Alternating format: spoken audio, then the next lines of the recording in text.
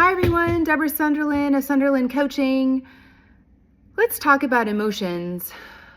We have a funny thing with emotions, don't we? We don't want to feel them, or we only allow certain feelings like joy, or some people anger, or a lot of people live in fear, but they push sadness away.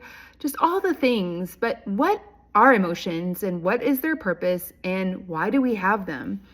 I know most of my life I've been told not to feel them or don't absolutely feel those feelings at work. I'm sure you were too. But you are an amazing being and you cannot create the life you want, the business you want, the relationships you want, or the health you want if you do not recognize the power of your emotions and also the downfall if you don't feel them. So I just want to start to share that emotions come from our mind. Our mind, when it is generating thoughts, it actually sends an electrical current. That's why we have EEGs to notice if our brain's working. I've actually had them with my brain injury. And when that electrical current comes through your brain, it comes through your body as energy in motion. Emotions, right? Energy in motion is your emotion. And so when we have a scary thought in our head, guess what? We feel fearful inside.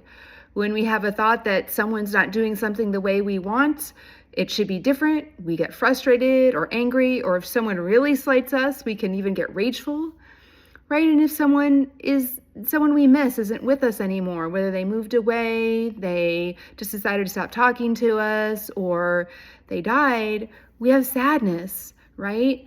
And that comes from our belief that we focus on, first and foremost.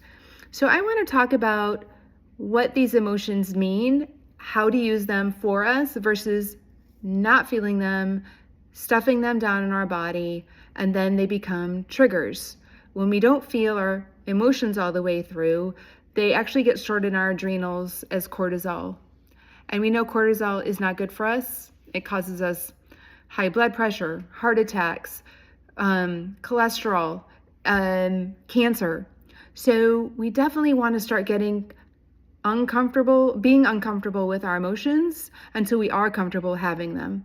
So I'm going to talk about different ones and what they mean over the next few videos so you can have them.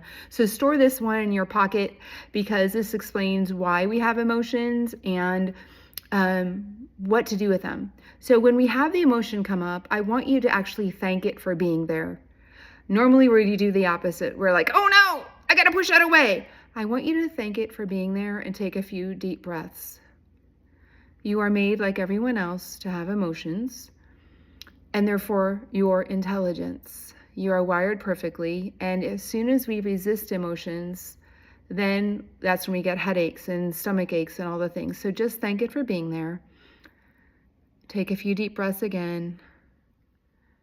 Notice where it's in your body. You can feel if it's tense in your chest, if you had tension in your jaw, tension in your hands, tension in the back of your neck. That's a sign that you're holding on to frustration or anger. Anger can be a range of frustration, irritation, rage, anywhere in between, different energy levels of anger. And when we're conscious and we let the anger pass through us, we actually get the wisdom that something isn't for us any longer, that this no longer serves us. That's the intelligence of anger.